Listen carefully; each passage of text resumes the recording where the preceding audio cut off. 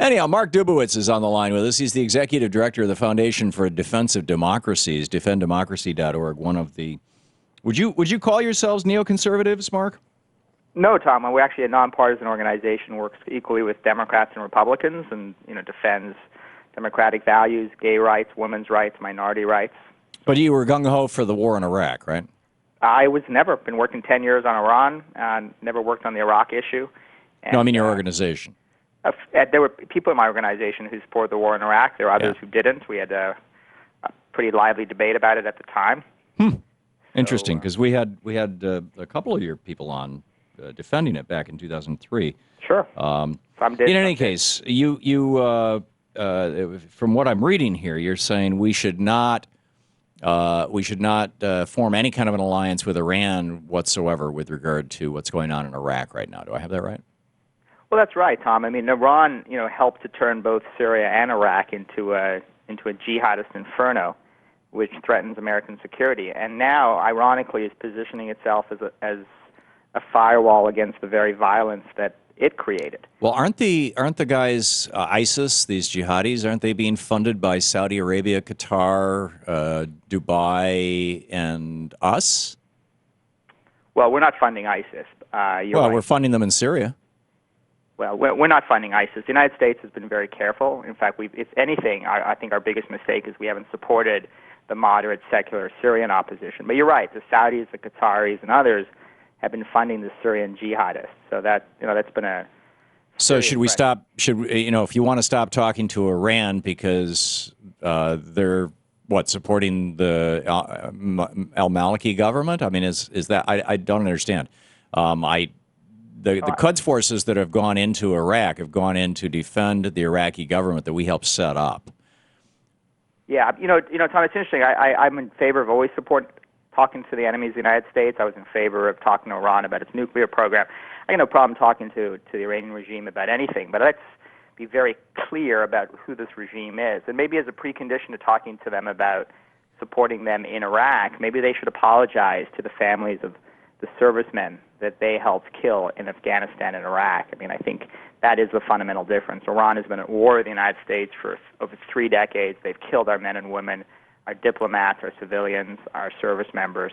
And we should be open-eyed about who this regime is and not be willing to jump into some unholy alliance with them just because we're finding ourselves potentially... if we were Israelis, I'd get it, Hezbollah. But it seems to me that we took down a secular government, Saddam Hussein's government, and ever since then, the Sunnis and Shia have been fighting each other, and we've been trying to occupy this country ever since we won the war. 3 weeks in, we took down the government, and then we tried to occupy the country for another 10 years. That didn't work out real well. It typically doesn't, and we're supposed to blame them? Well, first of all, Tom, I mean, the Sunnis and Shias have been fighting with each other for over 1,000 years. Not in Iraq, they weren't. There'd never been a suicide bombing in Iraq ever in the 7,000-year history of that country until we invaded the country. Tom, the fact of the matter is, if you look at the history of the Islamic world over centuries, there's been a bitter feud between Shias and Sunnis. The notion that some of the United States actually caused this feud is I think... No, I'm not saying we caused the feud, but Saddam Hussein had put a lid on that thing in Iraq. I mean, one of the problems that happened in Baghdad after we invaded and knocked down the government was that there were all these mixed neighborhoods and mixed marriages between Sunni and Shia. They've resegregated now on either side of the Euphrates, but when we first went in there, they were not resegregated. They were fairly well integrated, and so once Saddam was out of the way, they started killing each other. I mean, how is that not our fault? I don't get it. How that's Iran's fault. So the fact of the matter is, as you probably know, over more than a decade of war, the Iranians have been fanning the flames of sectarian warfare and jihadism, both in the Levant and in Mesopotamia. I mean, that's just a fact, and that's what the U.S. government, both administrations acknowledge that. So let's not ignore that or be deluded that somehow Iran is a partner in peace in this. The fact is the Iranians have core strategic interests. They want to dominate that area. They're building a nuclear weapons capability, and they're converting all of this into negotiating leverage at the negotiating table. The last thing we want to do... Wouldn't you? Well, of course I would, but let's be cognizant of what they're doing, and let's be careful. I mean, at the end of the day, Iran has been an enemy of the United States for decades. They've been killing our men and women, and now they're finding themselves on the receiving end of a Sunni extremist. Where and when has Iran killed our men and women? Really, Tom? Yeah. You don't know the history of when Iran has killed American men and women? No, please tell me. Iran has been the major supporter of Hezbollah. Right. Hezbollah has killed Americans for decades. It's kidnapped our diplomats.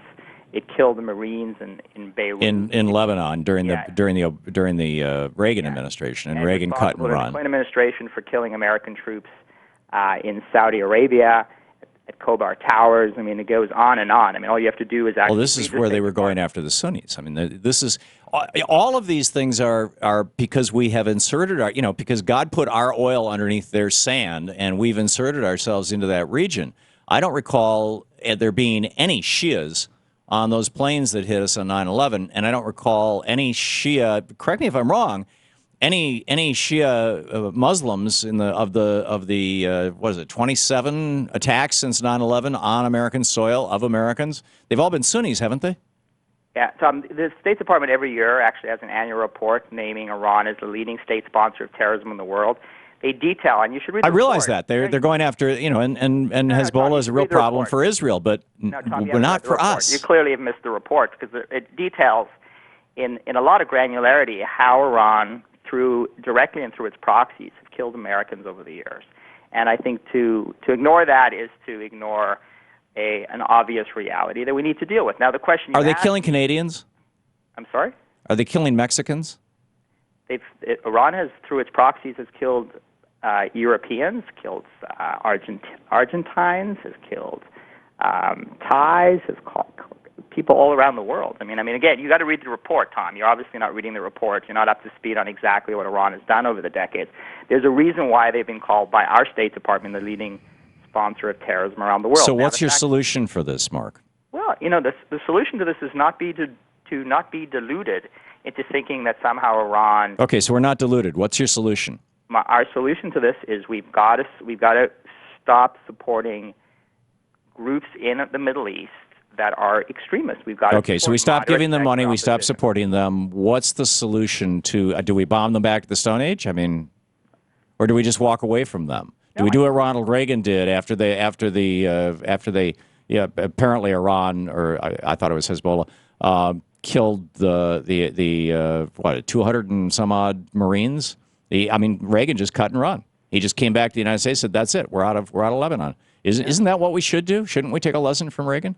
No, I don't think we should take a lesson from Reagan because somebody named Osama bin Laden took a lesson from Ronald Reagan, and he believed. Well, Reagan was funding bin Laden back then. Well, Reagan was never funding bin Laden. Reagan was funding the Northern Alliance. The Saudis were funding Al Qaeda and bin Laden. It's really important to get these historical facts. Bin Laden was part of the group that was fighting against the Soviets at that time. There were two groups fighting the Soviets. There was the Northern Alliance, and then there was bin Laden and the jihadists. The Saudis were funding the jihadists. We were funding a much more secular, moderate opposition. Now, you're absolutely right. You put your finger on something, which is the Saudis have also been a major problem. They funded extremism around the world. They are a brutal Wahhabi regime that doesn't. So should we bomb them? Gay rights. Well, I'm not suggesting we should bomb anybody. What I'm suggesting is let's take a step back, take a deep breath, and recognize who our enemies are and who our allies are. Okay, step back and deep breath sounds good. Mark Dubowitz.